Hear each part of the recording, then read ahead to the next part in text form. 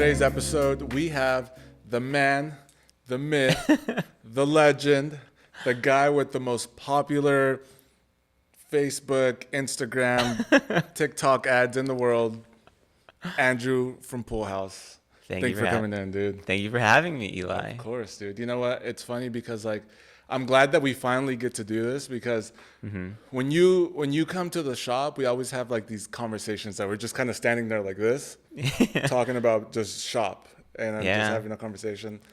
So now we actually get to do a real conversation and really learn everything about you, you know, that I've gone over like bits and pieces. Yeah. You know what I mean? Like honestly, like every single time that we hang out, like, I get like a little bit of here, a little bit of there. But now we can actually have a sit down and talk about Pool House. I'm excited. Yeah. I feel like I learned a little bit about you too that I don't know every time I come into the shop. Like what? Just like your story, you know, you had your brand and then eventually working with other brands and then Julio's story and Julio's son's story. And I just find it very interesting where everyone came from too. Yeah, and that's the beauty of this is that there's always a beginning to every story, right? Like before you became Pool House. Yeah. There was like the other side of you, right? Yeah. And I always feel like Turnkey as just whatever it is, it's connected. It's like the middle piece to everything else. It's like the hub. Because we get clients in here, and I tell you all the time that know Pool House brand. And they're like, oh, you work with that brand? They're like, I've seen the ads. And I'm like, yeah, there it is. And then they're like, holy cow. Like, a lot of people can't believe it. Because and that's how small this world is. Yeah, it really is. But as far as like social media stuff, like what kind of started that whole like marketing thing, right? Like, did someone teach you that? Did you just, because that's like something that everyone wants to do, like bring it to your level of marketing. Yeah. Like explain to me how that whole thing even came about. Like who taught you, how much ever you want to say about that, you know? Yeah. I mean, I do all the marketing for us myself. And I mean, at the end of the day, I did it myself because I didn't have enough money in the beginning to hire somebody. So at the end of the day, you're either not going to do it or you're going to do it. And so just, you know, started small, posting on social media, running some ads, figuring out how that whole thing works. And eventually figuring out basically because I had no other options but to do it myself. And I think the timing was right. Now, a lot of people, they're getting into Facebook advertising. Yeah. And I think I was at the right place at the right time. Even like our relationship too. Like I've worked with other people where the relationship, like we have such a good symbiotic relationship, but everyone who starts out in this industry, it's never cohesive. It's always like chaotic. And so you kind of have to go through those relationships where you guys weren't on the same page, things didn't work out, and then you find the people who you're supposed to be working with later on. And we luckily found each other at the right time. We really did, you know, and I'll say that we found each other at the perfect time. Yeah. But it just happened so I literally remember, and I remember so clearly when we met because Sid and I, my wife, we were walking to our local brewery. And we were walking down, and I remember like very clearly, we were walking down the alley, and then you and I were messaging. About, you know, you wanted to do some jeans. Yeah, I remember that. Yeah, and then like this is what I was doing. I was walking down this alley with Sid, and we were just having conversation, and then you and I were messaging that you wanted to do some jeans and blah blah blah. And I was like, holy shit! I was like, this brand. I was like, I've never heard of this brand. I was like, but like it's probably a big deal, you know. Like they want to do development, you know. And I was like, with jeans, and I was like, okay, cool. And then you know that turned into what we have over here, you know, which is like, our beautiful Tokyo dad jeans over there. Yeah, you know, like it's a lot of jeans, you know. So that one conversation turned into this whole thing. Yeah, and it's only just the beginning too. It's like, I feel like our name's getting out there. People know us now, but I still feel like it's just the beginning of the beginning. Without a doubt. You know? Yeah, and then like partnerships are very important. Yeah, right? Like, 1000%. It's really important to have the right partner. And I always say this all the time, but our relationship is, I would really say that our relationship is really the testament of that. Because you and I together have really been able to really kind of make this thing kind of make your business just like, okay, we're gonna do 200 pieces. No, Yeah. we're gonna do 300 pieces. And I'm like, no, we're gonna do 400 pieces. Like, no, we're gonna do 500 pieces, and just Yeah. kind of keep going, you know. Mm-hmm. But it definitely is a partnership, not just like Yeah. on your 1000%. manufacturer. Like, And that's why I like to like make everything here locally in Los Angeles. And some people they talk about our pricing that, oh, it's too expensive. Some people are like, oh, it's too cheap, yada yada yada. That's for a different story. But some people complain about our price. At the end of the day, I'm not trying to get the cheapest price from our manufacturers, from our garment workers, from our yeah, like people who are selling us the fabric, because I want everyone to be incentivized to make the best product possible. yes. And you're not going to get that if you're trying to get the cheapest price from people and Thank your you. vendors. That's exactly what I say. Yeah. But I think people miss that. They're like, They well, do. well, you know what? I want to make a good garment, but I want everything else to be dirt cheap. There's no way. There's no way you No. can do that. Yeah, see? It's like everyone has to care and everyone has to be incentivized and they have to have a piece of the pie at the end of the day. That's thinking big picture. Mm-hmm. You know what I mean? That's thinking like really big picture, because a lot of times, a lot of, you know, you start out thinking like, oh, I want to get the cheapest thing possible, just because you need to get it done. But big picture is exactly what you're saying. Like everyone Yeah. needs to eat in order for everybody to care. 1000%. Yeah, that's actually, and I say that all the time too. Like everyone needs to be paid fair, so that way everyone's invested in this dream, right? Yeah, and you got to understand, like, what do you care about? Are you in this just to make a quick buck, or do you want to do this for the rest of your life? Like, I've like decided in my life, this is what I want to die doing. Maybe that's a big statement, but that's just what I believe. Yeah. Always wanted to make clothes and have this like a brand like this. Yeah. And now that it's happening, I just want it to stay around for as long as possible, and really always trying to look at it long term. Yeah. I mean, but let's just, if we could rewind it back to when Pool House, where Andrew was before Pool House. Yeah. Because I think I've heard like little pieces of this story, but never like the full story. Yeah. So take us back to where Andrew was in the beginning before Pool House. And then how Pool House became the name, Pool House New York specifically. Because that's always like, where people are like, wait, Pool House New York is made in Los Angeles? Yeah. So take us back to Andrew Pool House. Yeah, so the brand was started out in New York, where I used to be an attorney out there. My dad's from New York, my mom's from California, so lived back and forth between both of those places. And like, let me just take it back to who is Andrew, and I guess and why I got into clothing. I guess it really started with skateboarding. Like I was really into skateboarding when I was a kid, and that really got me into clothing and had a huge influence on me in terms of style and photography and film.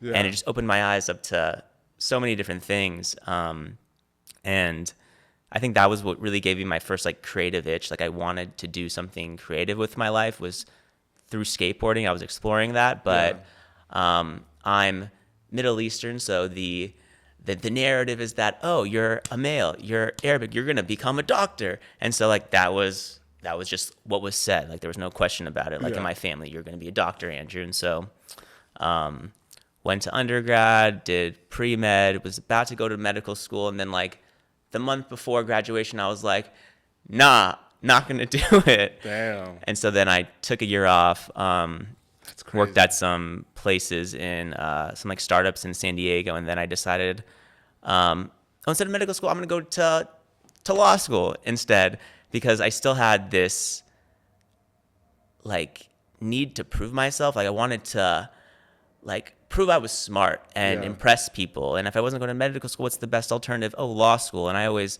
was captivated by law and the TV show Suits. And I always like to like not argue, but I just love a good discussion. Yeah, I like to. Yeah, maybe I like to argue sometimes. I'm not ashamed of that. And so I went to law school out in New York, and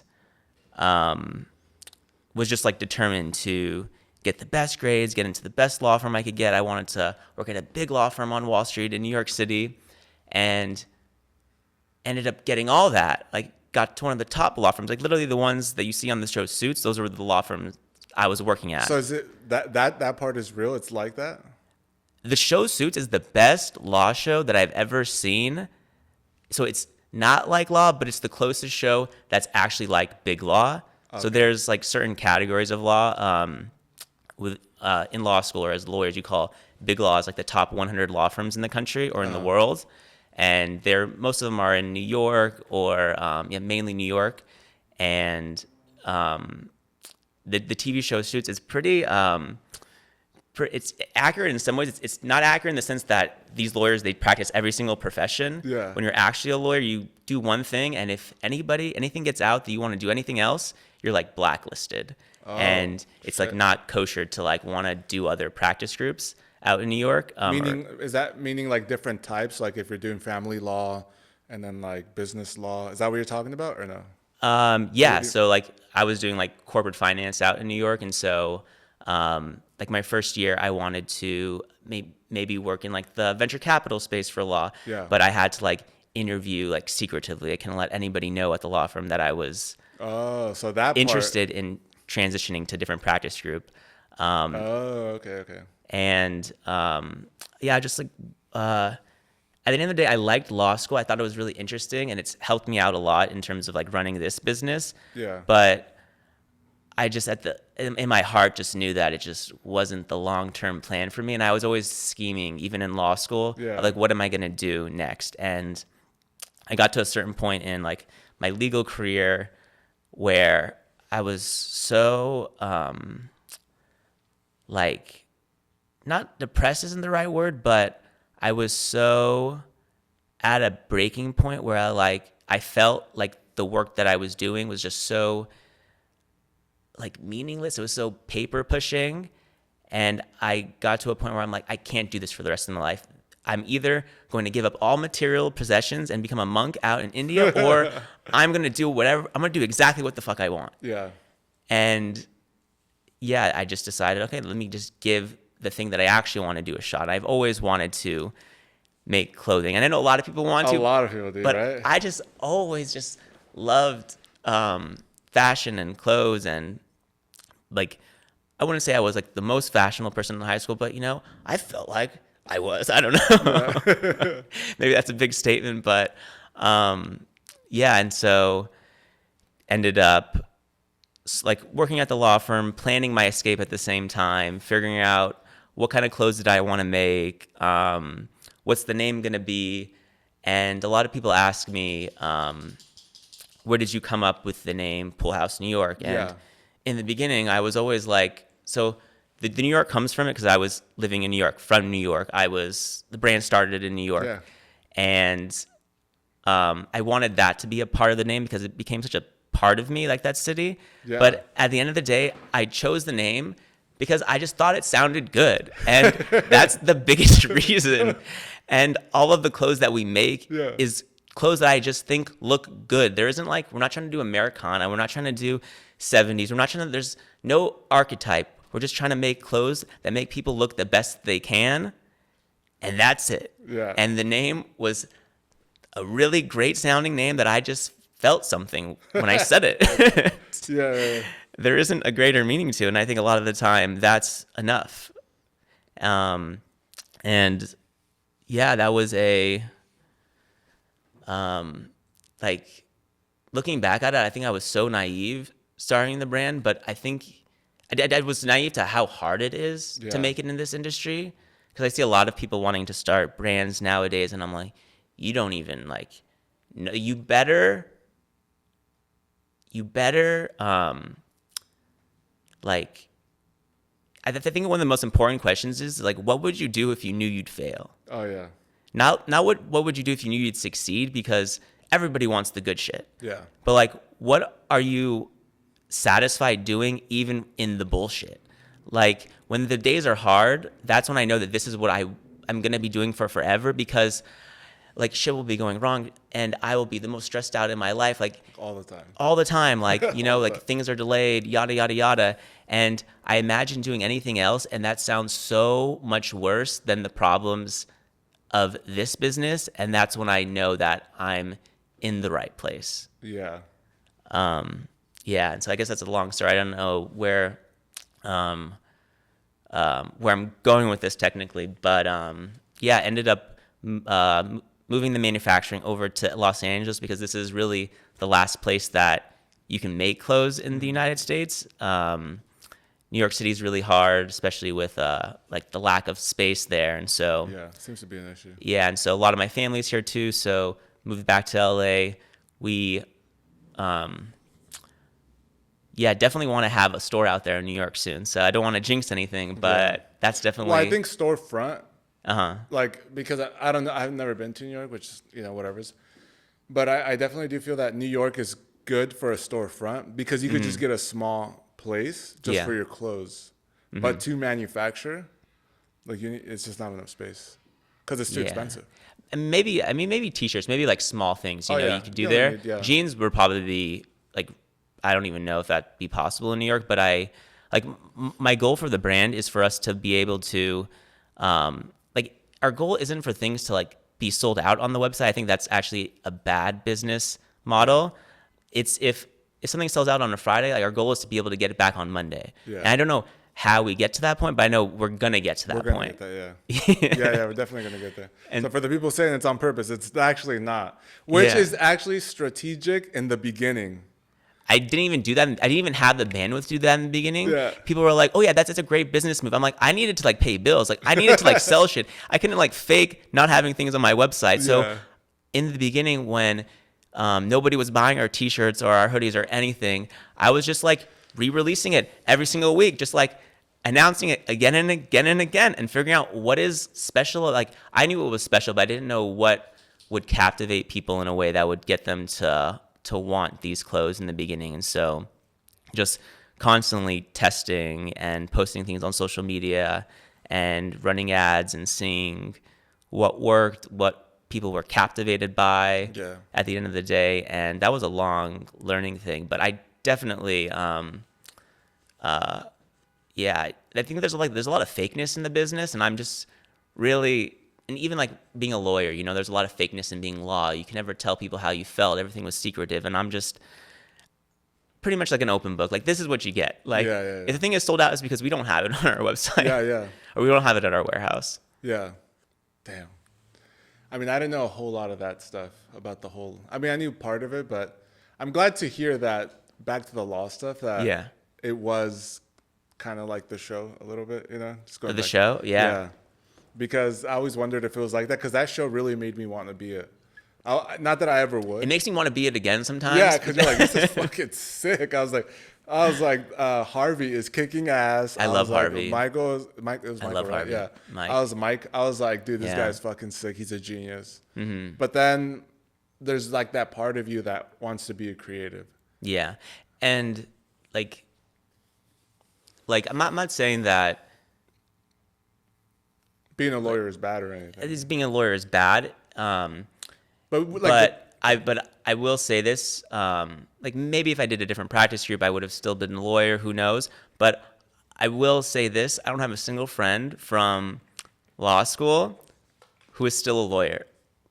I was the first one that Really? left, but I don't have a single friend from law school now who's still a lawyer. Not a single one. Okay, well, here's a question that I always ask. Would you say that majority, like if you had to take, like, just think back at when you were in, practicing law and you were a lawyer. Yeah. Majority of the people that were lawyers, Mm-hmm. were they happier or just kind of like hating life In law school or as a lawyer? as a lawyer? Yeah, Because then it's probably a lot of faking it, right? But you, like, to the people that you actually got to know. Yeah, I don't think, because I was doing big law too, so it's way more corporate. It's way more, it's a lot more pressure. It's a lot more like games you have to play. It's a lot more like corporate politics, and I don't know what it's like at any other firm. I did work at like some boutique firms in law school as like internships. Some of them were better than others, but yeah, I would think like maybe the mid. I have friends who are like mid-tier law firms too, and they didn't have good experiences either. But the legal industry is hard. I think it's really hard on a lot of people. It's a hard life. Definitely the attorneys, they make a lot of money right now. That's for sure. Do you think prices as for being an attorney will go up through as time goes on because less and less, like everything is like the youth, right? And it's Yeah. like if the youth isn't If there's less people, it's more less people more doing it, demand, less yeah. less Do you think supply. that something like that? Because me, I'm 35. Yeah. I'm older, and so I see a lot of these kids are 19, Uh-huh. and maybe it's just because we're in our bubble, right? Yeah. But it seems like, especially with social media, that we're gonna start getting less and less of things that we need. Like we need doctors, we need nurses, we need lawyers. Like you don't have Yeah. a choice. So I wonder if like in the future we're just gonna start getting less and less of that, and then they're raised like their payment, or they're gonna make more money, but there's just less of them. Yeah. But the thing is though, I think at like the high level legal work that might get more expensive. But when I was a lawyer, there were so many things that I was doing, and this was in like 2018, where I'm like, or even 2016, where I'm like, I felt like a computer should already be doing this. This is Yeah. 8 years ago, and I'm like, it's so dumb that a human being has to search through these legal documents to figure out what is the law right now. Yeah. Like, why is this not like automated already? And so I think these little things, even like registering a trademark, like how complicated it is in the United States, for such an unnecessary reason. And I think these basic level legal needs that you're going to need will be replaced by AI of like relatively soon. That's my theory, but who knows? Yeah, I mean, now that you say that, well, I want to come back to the copywriting stuff, but definitely feel like if I saw, like, if I had all the information, right? Like, when you're a lawyer, right? You have like, what is it called? Like Like a legal document? yeah, like all the legal documents and like all the stuff that you want to look over. If you input into ChatGPT, Yeah. and be like, find the clause and whatever's, and they could kind of find it. I don't see why. I don't see why not either. Yeah. 1000%. Or even putting together the document. Yeah, Like, and a lot of the times it's not even putting together a document. It's putting in the names and the times and the money that the patient's paying, and just like making sure that all that checks out. And I don't know why ChatGPT won't be like, that's what really drove me crazy at the end of the day. Being a lawyer, it felt like the world would have been and this was just my experience. yeah, I'm not talking about other people's, that the world would be no different if nobody did the work that I was doing. And I just couldn't live my life that way. yeah. I always want there to be a purpose behind things. And like some people think that, oh, clothing is vain. Like, we don't need more clothes. When I'm wearing an outfit that I am like comfortable in, it changes my whole demeanor. And I know so many people like that. I think it is not this vain thing. It is something that allows you to embody the person that you want to be. Exactly. When I finally had a full outfit that like we designed, I've never felt more at peace with who I was. And maybe that's shallow of me. Maybe that's like, I should be more confident. No, like this is like a suit that you put on. It's like a representation of you. And being able to do that in a way that feels right is so empowering in the least kitschy way ever, right? And I think, that's the reality. Like, you like to be real, and that's actually right. Like, you do feel, the truth is that you do feel good when you wear certain clothes. Like, everyone does. And if anyone tries to deny that, it's like, oh, you're not being honest. Yeah. Because you do feel good, and like, and no matter what it is, if it's, doing your hair and like brushing your teeth, like all these things make you look better, so you feel better. And clothing is another one. Yeah, it could be vain, but at the end of the day, if I feel good, I could do better, and then we could. But then that translates into, if I feel good and I could go out and make a change, then the change would be that we have, you're hiring, you hire people, you're giving people's like, you have a team, you're hiring like staff, like all these things to actually, it's like all that stuff because you feel good. You know what I mean? So it's not just like superficial and like vain, Yeah, I don't think so either. And I can see why people would say that if there's like, the Versace's where there's big logos and you're just selling like a brand. And the reason why we don't have like our logos on clothes is because I just really like to focus on the silhouette and like proportions and making sure that the outfit makes sense. And maybe this goes back to me being a lawyer and just wanting things to make sense in like just a logical way. And I've always loved design, and before, like before Pool House and then after law, I was also in graphic design, doing a lot of graphics. So I've always had like a design approach to things and wanting it to be cohesive. And so with every product that we make, I always want to make sure that it's emphasizing the person's shape and like body and making it look better in some way. Yeah. Not from like a branding aspect, but from just an aesthetic aspect. Yeah. So did you ever do like silk screens or anything like that? Like when you first started? Yeah, when I first started, when I didn't really have the idea for what I wanted Pool House to be, yeah, I did graphic tees, of course. Do you have everybody any, does. Yeah. You should like. No. I they're probably somewhere. You're like, you already know where I'm going with this. It's like everybody cringes at their past, and I'm not gonna say that I'm not. Like, yeah, It's like a throwback, you know. Like you just don't want to like look like there's some points, but in like the early days of Pool House, it was just so hard that I kind of just want to keep moving forward and not really think about it. Maybe that's not a good place to be, but I'm just so in where we are right now and just want to focus on that. I think once we get past okay, this is like all the work that we're doing, like all the heavy lifting is done. Yeah. Then you could probably come back and be like, oh, this was, old Pool House. And you could kind of come back to these things. Because sometimes, like even for me, if I have a past memory that I'm like, oh, I don't want to go to this part. Yeah. Because like I like where I'm at now. Yeah.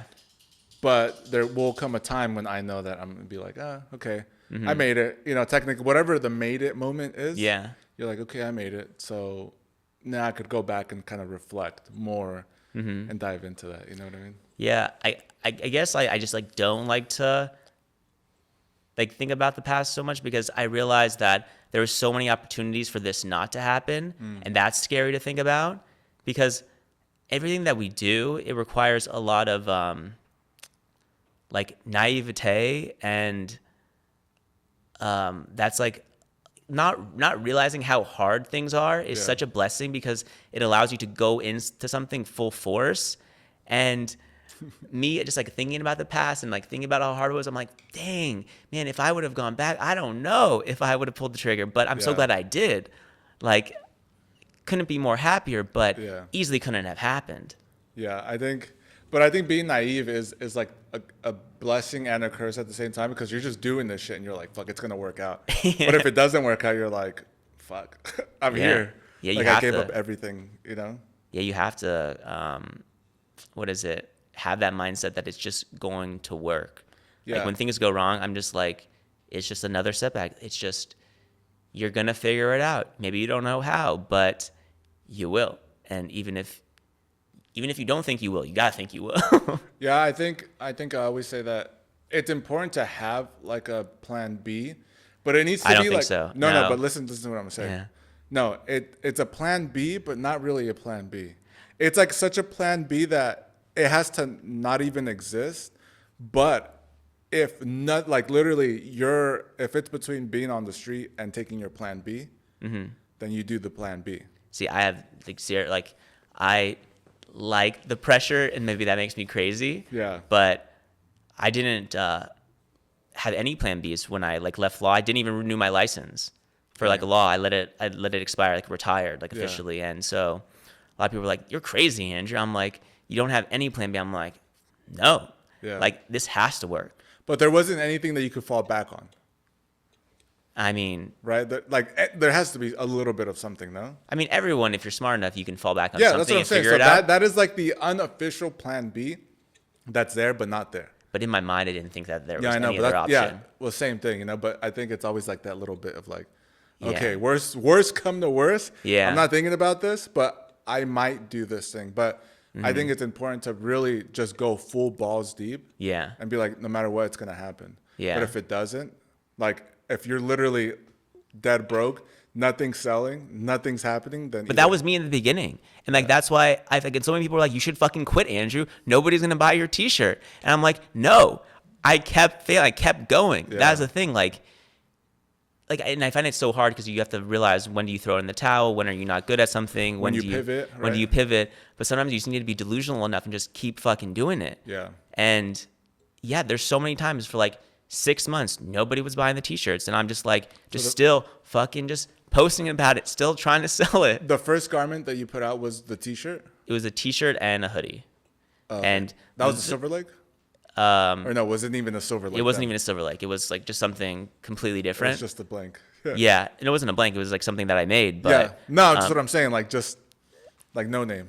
Like it was yours. You made it, yeah. but it didn't have a name yet. It was. Or did it have a name? The very first one was, it did have a name. The very first one was the Venice tee. Okay. And that one had, what is it? It had like a little bit of a scoop neck. Like I kind of thought that collars were like a little too tight for a while. Yeah. And what is it? I still love that t-shirt. I think we're going to bring it back in some more colors. But it's hard to... there's that one trope in like business where they're like, sell me this pen, right? Oh, yeah. And I think that's such an interesting thing. And I think the analogy in clothing industry is like, sell this t-shirt. Because the t-shirt is such a basic part of your wardrobe. Yeah. And it's so like ubiquitous. So if you'd figure out what is the differentiating point of your t-shirt that makes it different than everybody else's and get people to appreciate that, it's the most valuable skill you can ever build up in this industry. And so whenever people give me whenever people ask me for advice, I'm like, try to sell a t-shirt. Yeah. Like it's really such a good learning lesson for the fashion industry. Yeah. Yeah, that's true. Because when I first started my brand, I made the perfect t-shirt. Yeah. My idea of the perfect t-shirt. But it didn't sell like I wanted. My conviction was there. I was like, it's going to sell. It's going to be the most expensive blank t-shirt. Mm-hmm. And all the details were there, but it didn't do what I wanted it. So I moved on. Yeah, you can't move on. See? Can't move on. And, from you, I've understood a lot of the industry of not moving on too fast because it's in you to want to move on. Mm-hmm. Be like, I did this product. All right, moving on. Now I'm going to design something new. Yeah. But because this didn't sell, or maybe it did sell, so then you're like, it did or it didn't, I'm moving on. Because personally, you're over it. Yeah. But when it comes to business... But if you believe in it, you got to keep going. That's the thing. So people will move on. Maybe you didn't find that thing that makes you so convicted about it. Mm-hmm. And like if you don't have that conviction, that belief that this product needs to exist in this world and there's something special about it, I think it's like easy to move on. But if there's something that you just really feel like this is the best freaking t-shirt in the world or this is the best X, Y, and Z, it'll force you to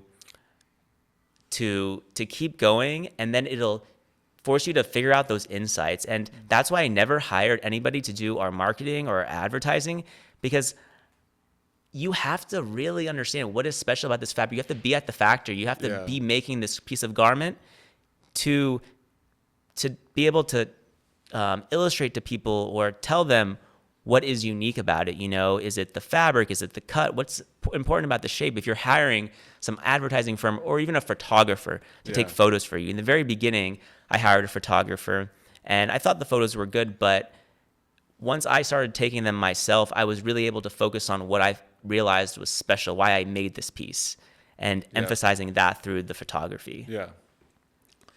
But then, and to play devil's advocate, right? At what point is it too much for you? Yeah, and do you just like let it go, right? Because then you bottleneck, right? That's the other issue that always happens, right? Because then I think it's important to figure out what are you the most skilled at in your business, and then figure out ways to allow yourself to do more of that. And I think the bottleneck for my business, it's important. Like, what is your bottleneck? If people don't know what a bottleneck is, me and Eli, we talk a lot about business things. A lot of bottlenecks. But the bottleneck in your business is because a lot of people, they'll tell you that you can make more money, you can be more successful if you buy this tool, you buy this better camera, you buy this better machine to print orders or to ship things. But you will never be able to be more successful or more profitable in your business unless you figure out what is the slowest piece in your business, the slowest thing that needs to get done in order for a sale to happen or for a product to get out of your factory. Yeah. Because unless that thing is getting more efficient, nothing else is going to get more efficient. And like for us, I think my biggest skill is doing the photography and the content and the advertising and the product design. Those are the things the content and the product design, those are the things that I think I'm the most skilled at. Yeah. And my bottleneck for doing those things is everything else I have to do, from Yeah. like logistics to operations to making sure the orders are shipping on time to managing the workflow of the products. And Jeez. You don't hear it? Okay. Let's pretend like you didn't have it. Oh my god. Anyway, sorry. Hopefully that didn't take you off. no, yeah, it's okay. We just got some people playing some music in the back, but Yeah. yeah. Welcome to our street. And so, yeah, I realized that the bottleneck for me personally in the business is figuring out a way to do the things that I feel I'm the most skilled at, which is the content and the content marketing and the product design. And so it's like the past couple of months figuring out ways to build out the logistical team, the customer support team, Yeah. so I can focus more on that stuff. And But that's what brings in more business, right? Like Is what? you being the marketing and you being able to put out the vision that you want people to see, right? Because then that and people get what you want them to feel for the product, then therefore you'll get more business, right? So then, so you focus. It's also too having products too. That's the thing. So product design, I do think that's another thing, is like developing the products, making sure that they have the inventory. Yeah. I think marketing can only go so far if the product isn't great. It's one thing that I always try to harper on, is just making the best product possible, a product that should exist in the world. Yeah. For some reason, I just think that, I'm not trying to like toot my own horn, but I am just like really aware of like what people are gonna want to buy Yeah. in like the not too distant future. And not saying that like, oh, I hop on trends at all. I genuinely like these things. I like crop t-shirts. I like baggy wide leg jeans. Sometimes a little bit before everyone else does. Yeah. And I think that goes back to not to just like skateboarding, but it goes up to like being a like in middle school. Maybe this is like a little too much information, but I used to be like overweight in like Dang. from like 10 years old to like 14, and was picked on a lot. I was also picked on for having like bushy eyebrows and for just like looking different. And so I was always like really just focused on what people were wearing and like just like how to dress a certain way and how to not be like one of the cool kids, because I generally liked these things. I don't wear skinny jeans now, but I liked skinny jeans back in high school. Skinny jeans were in. Yeah, and not because like I wasn't doing it because it was cool, but I really liked it though. Yeah. And I think that's what's made me really good at product design, was like being really astute of those things as a kid. Yeah. Because I was picked on so much. Yeah, and it's also just your experiences, everything that's happened, being picked on. I didn't even know that. Yeah. But being picked on, like your law school, like everything about it makes you exactly why Pool House is exactly how Pool House is. Which is really interesting. It's Yeah. like this culmination of so many different experiences. Because you think that you're like, I'm going to be this designer, and then you just design clothes, but it's like, no, it's actually more than just designing clothes. Yeah. It's like everything, and then somehow getting this inspiration from or grabbing from moments that happened in the past and bringing it into your future to fuel you to like design certain things or inspire certain clothes, you know? Yeah. And then being on trend also as well. Like, I think it's important to be on trend.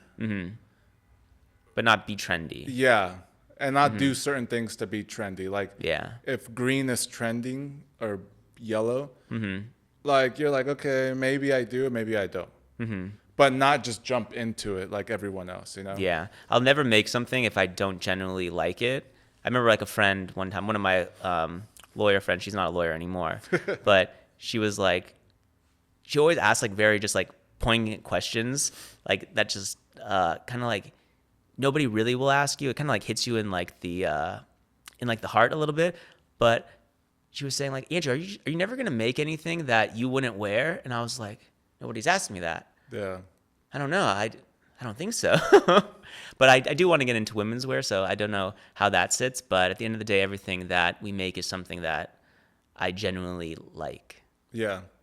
Well, I think you're gonna have to make stuff. Yeah, I think you'll like it. Like I've seen some clothes that my wife wears, and I'm like, oh, this looks really cool. Mm-hmm.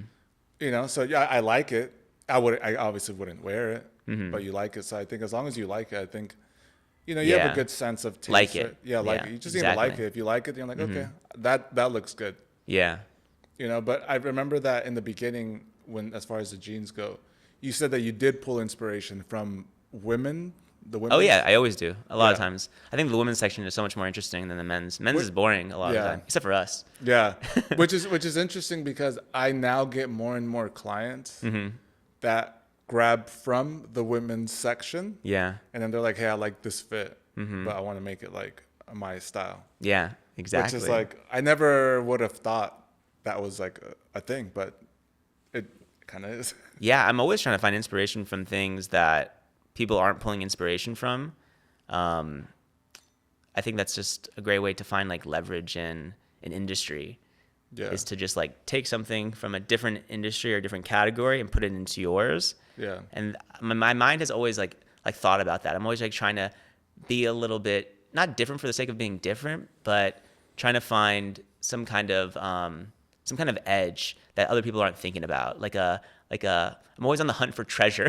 yeah. In a way. Yeah. What do you think is something that, you know, I don't know if you look at yourself like this, right? But Mm-hmm.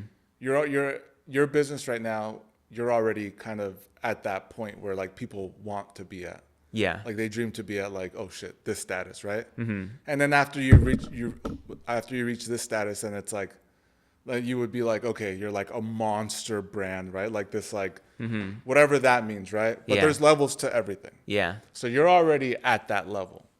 For the step, I don't even feel that way. I That's know, but funny. that's the thing. Yeah. You don't feel that way, but I think you need to know that you are that, and realize that because we get brands in here that sometimes look at your brand, they're like, holy shit, like that brand, like they aspire to be like you and have those numbers, right? Yeah. So it's like I think it's really important that you realize that you're there. You don't realize it, When you're in it. When you're in it, you're just Yeah. like, yeah, fuck it, like I'm doing this, but I want to be here now, right? Yeah.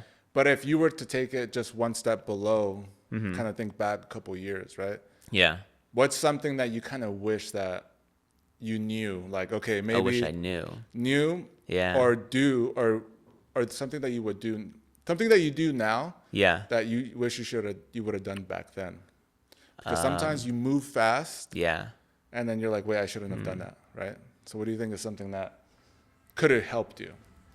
Not to sound too cliche, like, oh, I would have done this, Could but have like helped something me. that I know, and I also don't want to be cliche in the sense where I'm saying, oh, I would have done everything the exact same way. Like I have no regrets. I think that's such a trope too. Yeah. So it's too kitschy. But there are stuff that you learn, right? Like Yeah. you definitely do learn Trying to certain think. things. Something that I wish I would have known in the beginning. Or just not even the beginning, something that you practice now that before maybe you didn't. Maybe something I wish I would have done sooner, possibly. Yeah. Hmm. I could say one thing that. Yeah, say one thing. Give me an idea. So an idea would be that I'll tell you just from an outside looking in, right? Yeah. Putting out the same product once it's proven to work, doing it again. Yeah. And repeating the process again and again. Like that's something that I've learned in passing from like being your friend and manufacturer, that you want to keep doing something that's already working Yeah. instead of just being like, it worked, moving on. Let's reinvent the wheel again. Yeah. It's like this shirt sold well. Let's do another one, but switch it completely from the other one, Yeah. and just start it over again. And then forget about that one. Let's just do it again, like a whole new product. And from you, I learned that it's like you keep doing the same thing and give people exactly what they want. Yeah. And then like another version of that, but still the same style, but still doing the same thing. Yeah. And then your colors are pretty consistent, right? You're like, you do experiment, you do the purples, you do this, the grays, Yeah. but black and white, always like, they're always there and they move. Yeah. They sell. I guess the thing that not that I would change, but that I would tell myself is to not that I didn't believe in myself, but there was always like doubt because everybody's always going to doubt you. And to just tell myself, and I did like trust my decisions most of the time, where people would say, oh, you should you should be doing this thing, Andrew. You shouldn't be trying to sell a blank t-shirt on the internet. It's impossible. And I'm like, no, I know I can do it. But still, at the end of the day, there was still like that little bit of doubt in my mind, and just giving myself a little bit more reassurance to be a little bit more confident in your decision. Even though I was, there was still like that nerve-wrenching fuck. Like, did I make the right choice? And at the end of the day, you're not gonna make the right choice all the time, but you got to be making your choice, not somebody else's like freaking choice. Yeah. And like understanding that that's the only way to make it in any business is to be making your own choices. Yeah. And figuring out what is what is that thing that you want to say to the world. What are you going to be doing that yeah, not that's different. Like that's just like a little kitschy, I think. But yeah, basically just being confident in your opinion, I think. Yeah, and that's true. And just committing to it. Mm-hmm. You know, you succeed or you don't, you bomb. Mm-hmm. Just making that decision. Yeah, committing to it. Committing to it confidently too. Yeah. Mm-hmm. Because if you go in it 1 foot in, 1 foot out, regardless if you think you're like, yeah, I'm committed, but then you're like, maybe. Mm-hmm. And one thing too, because I do think it's okay if people think you're crazy. Like I think they should.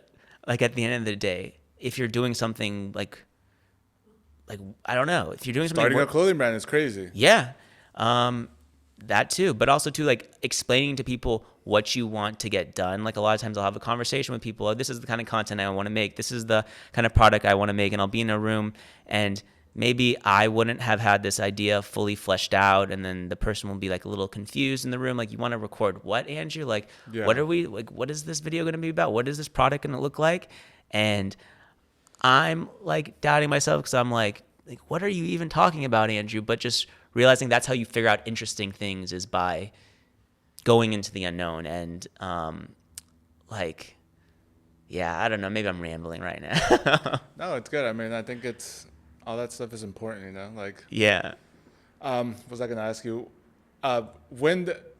from when you decided to sell your shirt, how long was it before that first shirt sold? There was like, tricklings like here and there. I think for the brand to like really start, like when you were like, oh shit, this is happening. Yeah. Like that oh shit moment, like oh shit, because this might be a thing now. It's not like there's never a moment though. It just slowly happens. It's like it wasn't like a big spike and you're like, I'm here. Like no, it's just and even when there's like a big spike too, it's not like not a now, moment like where back then. Just think back then, you know. Yeah, it was like a slow is a slow burn for a while. I think the Los Felici was the thing that really gave us the like the biggest push. I think was that really? T-shirt. Yeah, the Los Feliz one, and then the second one was like there was still like there was doing like a lot. That was like the first like video that went viral was like that the Los Feliz tee. And that you think that was just you think that was I think it was I don't know I could be wrong. The shirt, great shirt, but then also the marketing that was like with it. I think it was just a great fucking shirt, to be honest. No, but it's both, right? It's both, yeah. Because I think if the marketing was great and it was great timing because of the show The Bear, right? So I think that was a big deal.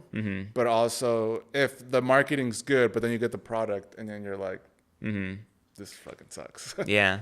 Then you kind of miss that opportunity, right? Because then they don't come back. But then if you capitalize on that and the product is good, then you're like, holy shit. Yeah. See, the thing is, there's always saying that that opportunity's not going to come back. I think it comes back a lot of the times. It's just constantly working. It's just constantly working and being there for when the opportunity strikes. Because I was been working on this for like 4 freaking years. Yeah. And so just like, you're like, oh yeah, maybe you got lucky, Andrew. I'm like, bro, I was waiting to get lucky like for 4 fucking years. Yeah. And people think it's quick. They think it's like that. Yeah. And I think that's like everyone you're gonna get lucky in your life. It's about, are you ready for when you got lucky? Like when we met, for instance, luck, but like we were trying to meet people like us for the longest time. Yeah.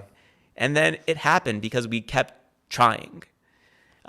Even when, that's the one thing that scares me a little bit, is like how much like serendipity has to happen in life for things to happen. I think a good amount, but I think that's okay. You know, I think especially when we met, it was like the perfect. Yeah. Like it was great. Like that's what I needed. It's what you needed, and we're like the perfect partners for. And sometimes it might sound crazy, okay, but sometimes I was like, what if, like, what happens at? It might be a little crazy, okay, but I always like to think, what happens at the end? Like when do we when does it end? There's no ending. No, I know what I mean. But if you ever think about it, like there's always somehow, maybe it doesn't end, right? But at some point, something happens, right? No, I don't know. I just always feel like, I guess maybe from my experience, because I've worked in the industry, like I was a BMW. Our kids take it over. That's the end. Yeah, that's true.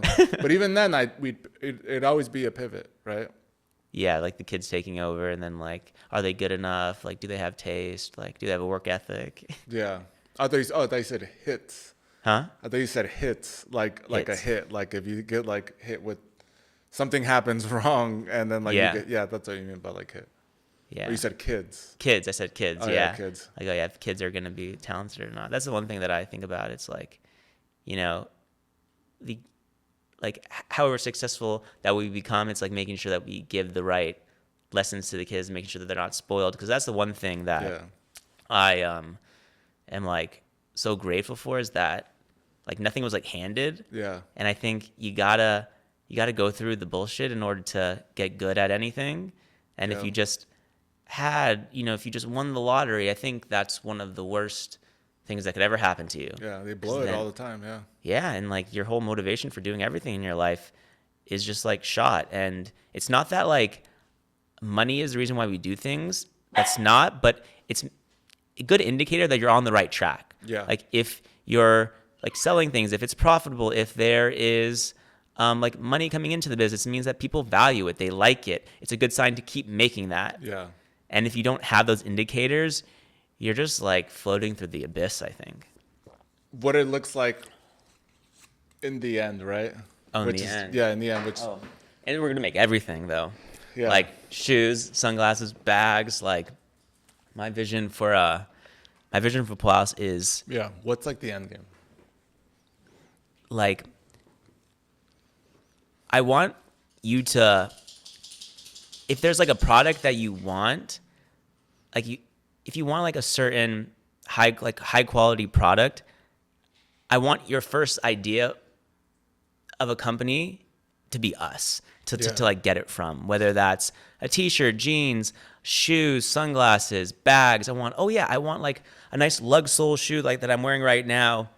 I want you to think of Pool House, or like a nice pair of sunglasses. I want you to come to our place to see if you like what we have, in a way. I really get like a lot of inspiration from I get a lot of inspiration for like Essence, for instance. I know that they don't sell their own clothing, but I think it's such a well-run business in the sense of like things are shipped so quickly. Like if I ever have an idea for an outfit and I need a certain piece, that's the website that I go to. And I just want to be that at a more accessible price with like very similar quality, if not like better. Because like, for instance, I wanted to get another pair of these lug sole shoes, right? Yeah. So went back on Essence, and they completely sold out of the ones that I originally got. And every other pair was like $1,000, $800. I'm like, that's so ridiculous. There's no like $250, $300 pair of like lug sole shoes, like nice quality men's lug sole shoes that you can get in like this shape. And like, I want Pool House to eventually fill that need. And these pair of sunglasses that I got right now too, right?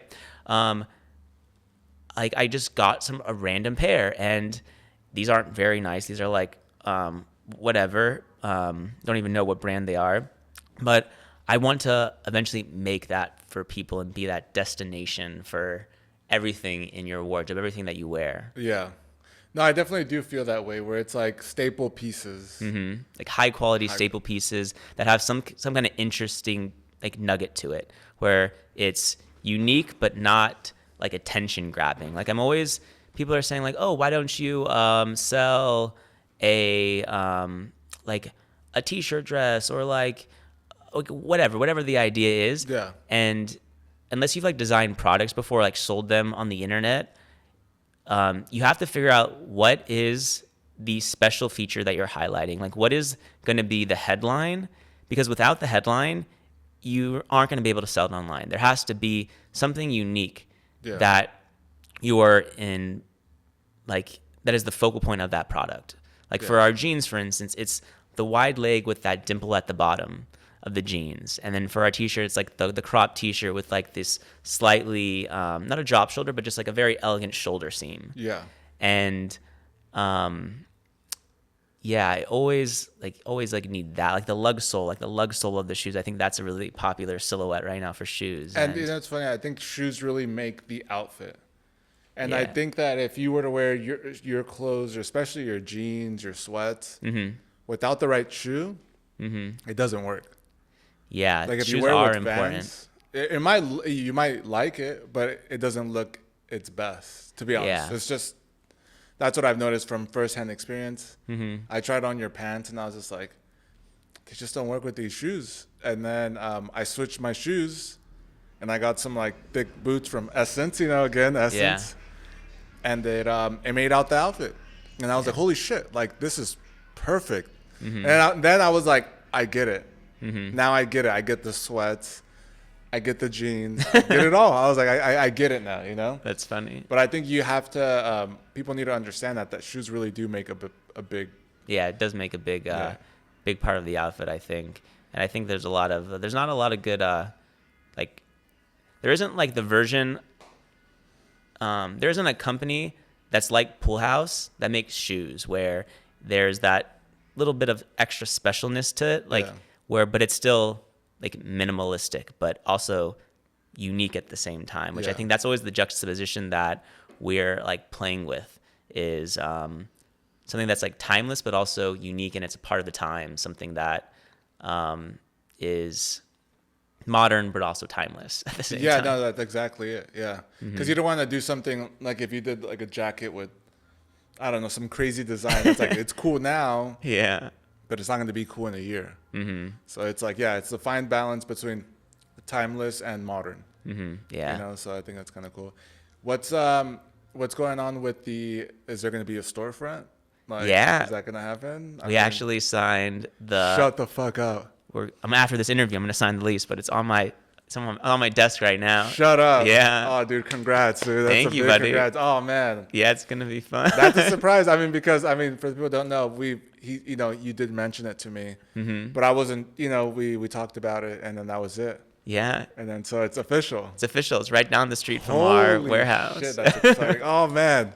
And I'm gonna need your help to stage it because that's the one thing that's making me the most nervous is like making the space look nice on the inside. Because it's a good space, you know. It's really nice, but it's just an empty shell right now. So we got to work on getting that. But I'm excited though. Oh man, congrats, dude! Like that's fucking exciting. Yeah. Oh man, you're gonna have your storefront. You're gonna have all this product in there. Yeah, new stuff. That's gonna be cool. I feel like, that's gonna be a big thing because then you could really test and see in real life. Yeah. More, because you do have by appointment. Yeah.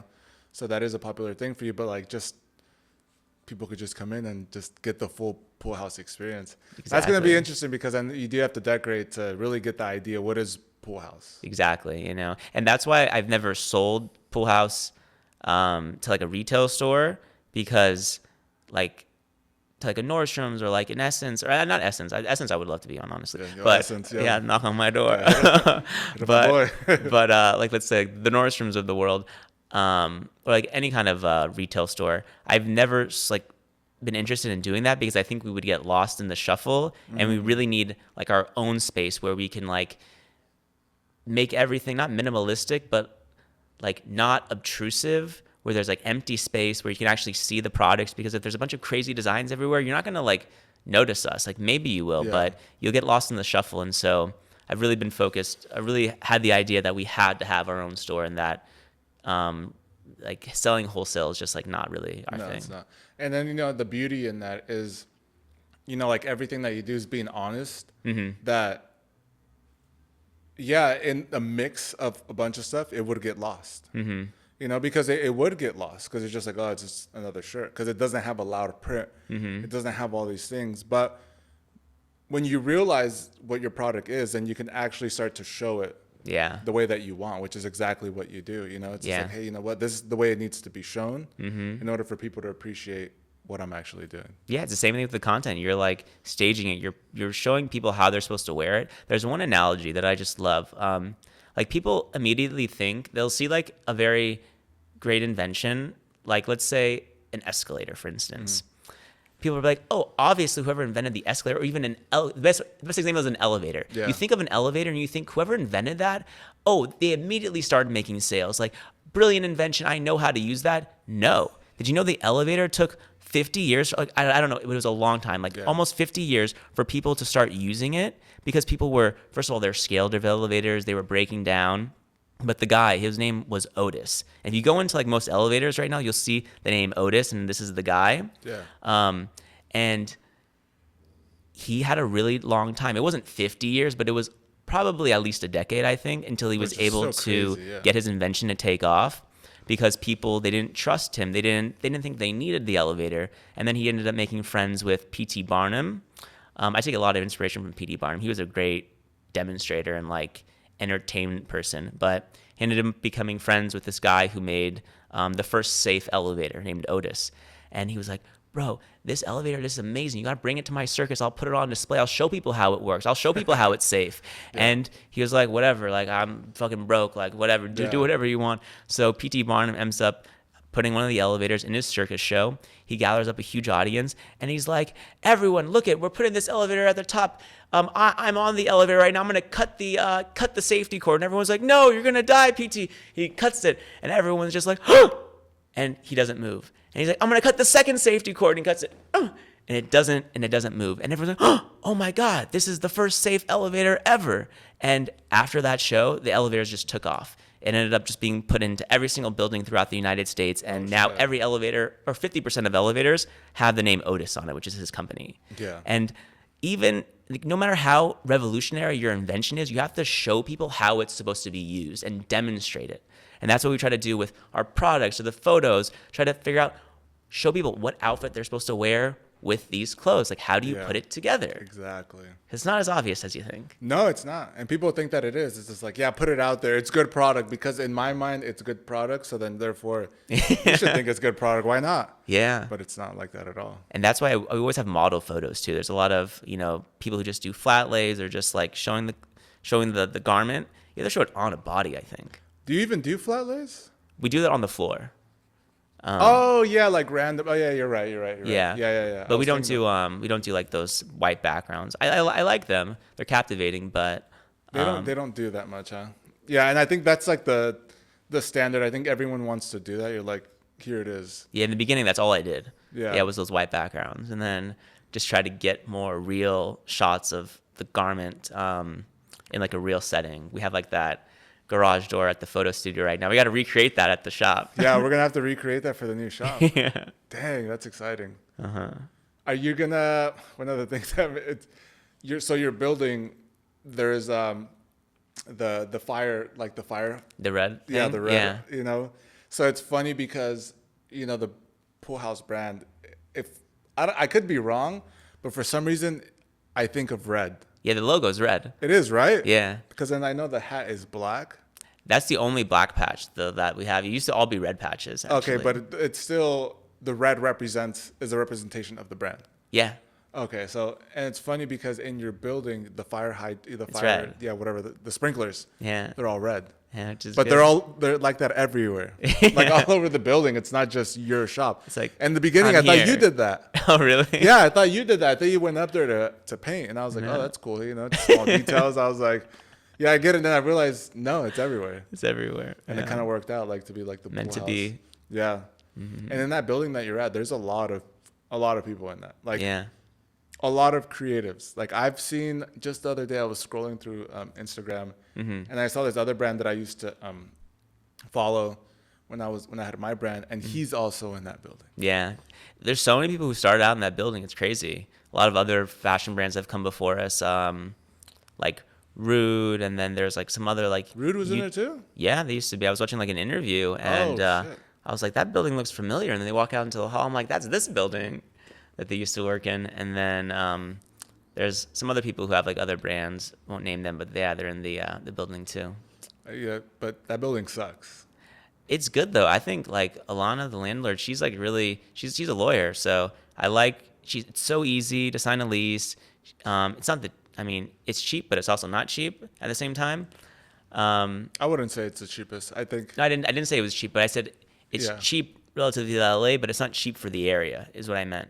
Yeah. Like it's the only place you can get a warehouse to do photo shoots or to have like a mini warehouse in LA, but it's not the cheapest place in downtown LA, if that makes sense. Yeah.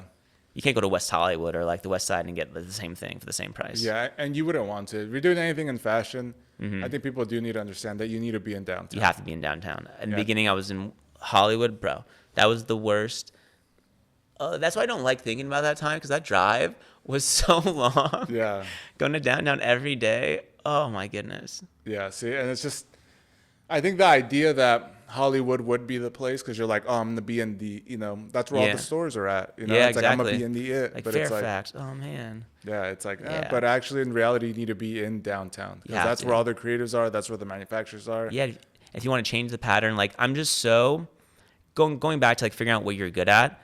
I'm just like so like nitpicky to a certain degree in the sense that in terms of the fit, like I want the measurements to be like a certain way, and so even if I'm like tweaking the design a little bit from like the previous one, I want to see a sample. I want to like Yeah. see what this looks like. If the garment looks a little bit this, if the chest is a little bigger, a little smaller, and you have to be nearby your manufacturer in order to make those adjustments. Yeah. Because you're not going to want to make them if you're an hour away or if you're making it overseas. You're just going to be like, oh, like screw it. I'll just keep the same design. It's not worth the effort. Like Yeah. our Silver Lake tee has gone through so many different versions of it. Really? Like, you're the one who made the edits. Really? I don't remember. I remember on the Los Los Feliz. Feliz is very minimal. This is the first edit that we've made is the Los Feliz 2. The Silver Lake has gone through so many different Yeah, I versions. guess you're probably right. Yeah. Yeah, you're right. Yeah, and you know what? From you, I have a lot of clients that are like, "Oh, well, it's just a T-shirt. How, what's so special about a T-shirt?" I'm like, "If only you knew." I was like, "There's, a T-shirt. You could look at it two ways: very simple or very complex. Because it could just be literally a T-shirt, or you could really look into all the details that makes the shirt. Yeah. And then like really dive into like the grading, the shoulder seam, everything. everything, the shoulder length, the length of it. Like I'm so particular about the length of the garment. Grading for the length of the garment too. Chloe, don't eat that. Got the shop dog again. Yeah, it's our CEO, Chloe. I'm just speaking for her on her Yeah. behalf. Yeah. But the funny part, grading. It's Yeah. all about grading. But that's the one thing that's so hard about this industry Yeah. is that, and that's why I like to do things where the one person is doing the grading, the manufacturing, because there's so much miscommunication with what does this person mean by like a 1-inch grade. Yeah. And I think like in the beginning, it's like you have to do things piecemeal. You have to hire a pattern person here Yeah. and then like sample maker here. But I think it's so important to do it all in one place. So everybody's understanding is the same. And there's no like blaming, for instance. That's exactly. That's the number one thing. The number one thing. But the thing is, when you start out, you have to do it You have piecemeal. to, You can't work with the people who can do it all in one place. Well, I might say that we are the only, I would say definitely one of the very few that does have it all. Yeah. That, that we can do it all here. And then we're not going to be like, oh, you have to do 200 pieces. Yeah. Which I think. It's very unique. Yeah, it's unique, but we're the only one that I see. But because it's such a pain in the ass. But, a lot of people think that they don't understand what it's like. So then I do get clients here that first time with the manufacturer. Yeah. And then it's with us. Yeah. And then it ruins your relationship with them, I bet. Because you're Well- just dealing with the naivete in the beginning. I think it'd be so frustrating for someone like you. it is. And I think it goes, and I always say, you need to understand that I'll be patient with you, but you need to be patient with me. And Yeah. what I mean patient with me is that I may not get to your things exactly like that day, or sometimes if we do say 3 weeks, maybe it goes on for 4 or 5. But it's like, you're patient with me, I'm patient with you, because it's Yeah. not just designing a shirt. Because like there's like little things that changes the whole. It's like, yeah, it takes 3 weeks, but if anything changes, the whole system gets delayed. Yeah. Even with orders in the warehouse, right? I don't know if we talked about this earlier, but if a customer asks to change their order, that just delays their order so much more, because now it goes into our email chain for customer support. We have to pause the order, make the edit on the website, and then reship it in the next batch. Yeah. And so the same thing with manufacturing. If this person, they make the design and their pattern, and then they want to change something, okay, now the system has just been broken, so we have to pause it and then get it going once it's able to get going again. Yeah, and they think it's just like, oh yeah, just change it right there, right? No. I'm like, I think the mistake that I make is that I say yeah. Uh-huh. And it's like, yeah, we're gonna change it, but the part that you're missing is that since we already stopped, we can't. You can't pick it up right away. I can't. Then I have to like literally move to the next thing and then come back to that. Exactly like you. Yeah, no, I know that too. And like we're a lot of the teams, yours might be different because the people are coming into the shop or they're seeing you and the people, but for us, especially with like the emails, people don't realize that there's like human beings behind this, and they want like a response immediately. We try our best to like immediately respond, but if we also have to like do things in order and systematize things. Yeah, you have to. Otherwise, you're going to lose track. And so you can't get to something until you've until you finish the things before that. Yeah. Like no matter how like important the message is. Yeah. No, and that's definitely a thing, And I think for us, yeah, it's just like a whole lot that goes into just the manufacturing side and stopping and going. Especially with like the labels and the bags too. That's the one thing that I think is so hard to like keep track of, and like people don't realize that. Oh, even like labels, for instance, that if you don't have enough and then you get to the end and you realize, oh, you need more labels, that's just going to delay it for another week. And Yeah, it could, yeah. right? Yeah, because it depends. And I think a lot of people miss the fact that in production, you're doing things by piece, like by in pieces, right? You're not doing one complete piece like you were in a sample, right? Yeah. So then sometimes people think you're like, oh, well, yeah, I'll do that later. It's like, oh, well, we kind of need it now. And then like they're doing everything in sections, like first the shoulders, and then the next day they're doing sleeves, and the next day they're doing whatever, So it's a whole other thing. But speaking of measurements and stuff, grading. Let's talk about the grading. And I think that was like the moment that we had yesterday about the grading thing. Yeah. And you were speaking about right now about being close to your manufacturer. And we're close. Yeah. And even for us, there was a misunderstanding of what a certain definition of grading was, right? Yeah. Which wasn't like, oh, you don't know what grading is, or I don't, it was just literally what we were talking about was not the same. It was the same but different. Yeah. And then that's why it's so important, I think, to like have a dialogue with people, or also to do things in batches. That's the one thing why I don't make, like, people are like, oh yeah, just make 10,000 t-shirts at once, Andrew. I'm like, no, because we have to give ourselves room to like make edits. Like, what if people start wanting like it to be a little bit longer, a little bit like this? You have to give yourself the grace in order to make those adjustments and like make iterations to your product. And if you just create like 10,000 units at once, you're stuck with a product that maybe people don't like, and now you have to shill it out to the world. And I never want to be in that place. I'd rather things like, okay, you make a couple hundred t-shirts, they sell, and then people are like, oh wait, maybe I actually wanted a shirt that was a little bit longer, a little bit wider. And so then you can make iteration. You can make a second version like we've done before. We have this. Which one was the one with the version 2? Silver Lake? Silver Lake was the first one with the version 2. And then we had the Rosewood 2 as well. Oh, yeah, the Rosewood. Rosewood 2. We got to bring those back, bro. Well, Everyone keeps asking about the button-ups. Yeah, no, we're going to do the flannels. It's all Eli's fault. It's all Eli's fault. Yeah. I mean, if you guys see this background. Let's have a denim jacket in the works that he hasn't finished the last sample for. Well, we made the first sample, then send it out to wash, and then we just got stuck there. Yeah. But it's just like, it's a blessing, right? That we have so much work.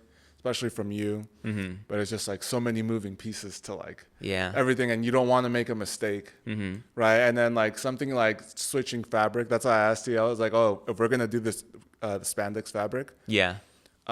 like we need to then adjust our equipment.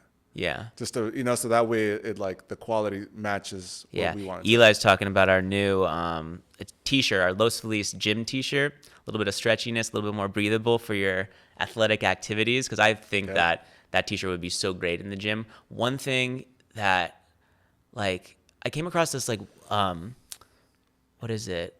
I think it was like a video the other day, but it was of just someone talking about, I forget what the term was, but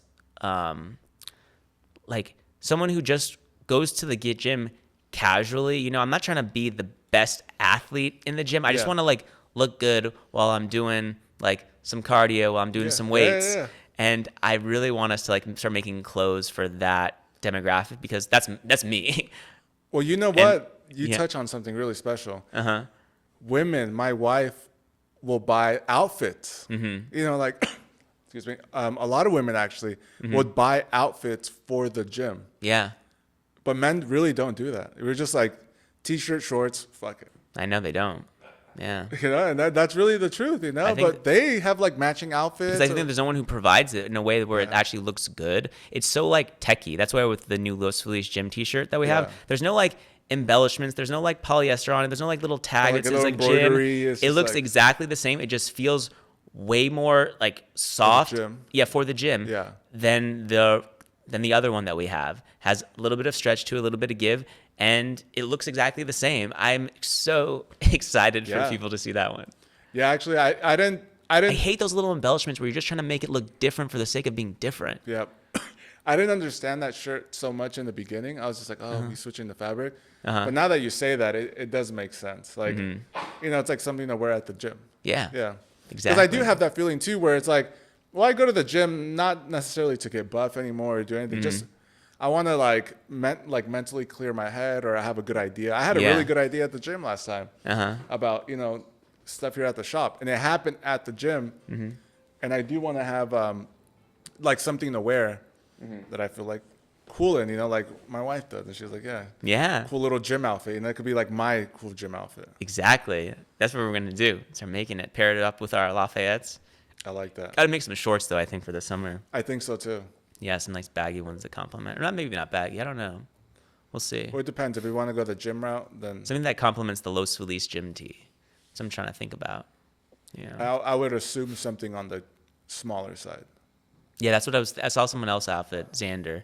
He reps the brand a lot. Great guy. I love him. Yeah, I saw his gym outfit, and I really liked the shorts that he was wearing. Yeah, I think that'd be cool. Yeah, I think so too. Yeah. So what do you think is next after this? So we have the jeans, the denim jacket. Yeah. That's for sure in the works. It's gonna happen. You just came out with the Los Feliz, or you're gonna come out with the Los Feliz spandex. And then what do you think is the next piece that you have in mind? The shorts, maybe the shorts.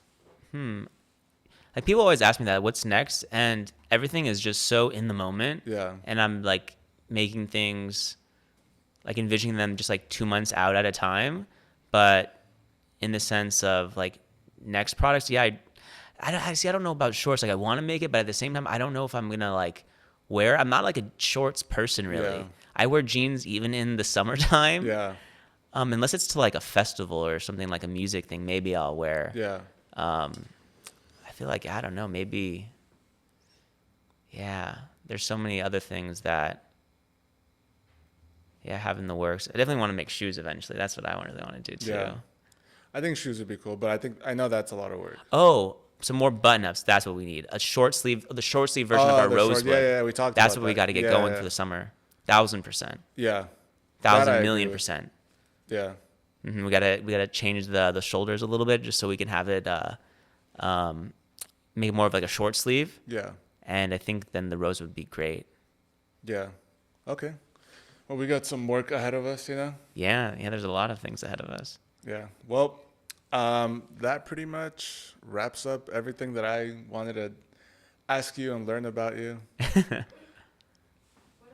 want to talk about your discussion? Oh, the grading? Hey, we already talked about it. Yeah, we talked about it. Yeah. Yeah. we went in as detailed as we wanted to. Yeah. Yeah. Damn, I lost my train of thought. All right, where did we leave off at? You were saying I touched on pretty much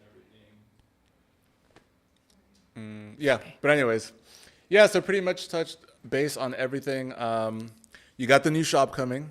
Yeah, the new store. That's exciting. I mean, I really can't wait to see that. I know it's gonna be a big pool house sign outside, I assume. I hope so. Yeah. That's gonna be exciting. I'll definitely help you with that, with setting up, and then Sid could help you with the decorating. Yeah, that'd be great. Yeah, because she's the one that kind of helps out with some stuff. Well, actually, when she has like a vision for something, she's really good at that. And then I could just execute. Yeah, you're such a handyman. I love it. I really Building am, stuff. to be honest. Yeah, I really am. So then that's gonna be the plan for that. We got the Rosewoods coming out, and More t-shirts, more jeans. That's the goal too. yeah, that's the formula. Just keep redoing the same thing. Yeah, and new things too at the same time. Yeah. That's, But I like- mean, yeah, new things. I think it's like the new things, but the same thing, but new things. You know, yeah, because at the end of the day, it's always people forget that it is a business, yeah, and you do need money no matter what. Cash flow. You know what I mean? That's always Yeah. what I always tell the young kids. yeah. I never really like worry about making like doing things like again, just because I feel like we're still so small. It's still just the beginning, and there's Yeah. just so much people who've never like heard about us. And like I'm always just like trying to think of things that aren't in my wardrobe and like what else we could make to like complement that, I think. Yeah.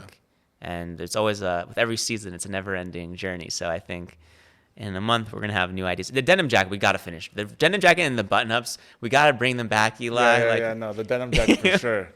Gotta, Yeah, no, the buddy. denim jacket for sure. Cause I kind of we need that. We need it. I love denim. There's something about it. Yeah, Something me about too. it. We love working on denim. Yeah, It's we really got a good. bunch of equipment to make the stuff better, and so Yeah. Slowly building out this machine, guys. Have more stuff on the site. Some more washes of the Tokyos. That's another thing yeah, too. that would be really cool. Sad to say though, we will announce that the next indigo drop will be the last one for the Tokyos because the fabric is it's out of stock. It's never Yeah. coming back. Unfortunately, it's dead stock. But Yeah. that other stuff that you got, Yeah, there's still plenty of it, it looks. I think. Yeah, I mean, I like the darker tone one. Oh, the new fabrics. The Yeah. new fabrics. Yeah. Yeah, I think that one. Those The ones should other be lighter good. one, I'm not sure how that's gonna. I think if you were okay, so my opinion before we even do anything, Yeah. if on the lighter one, the lighter fabric, you wanted to go, like the Like a Pasadena. Yeah. Yeah. That does That's what it. I was thinking.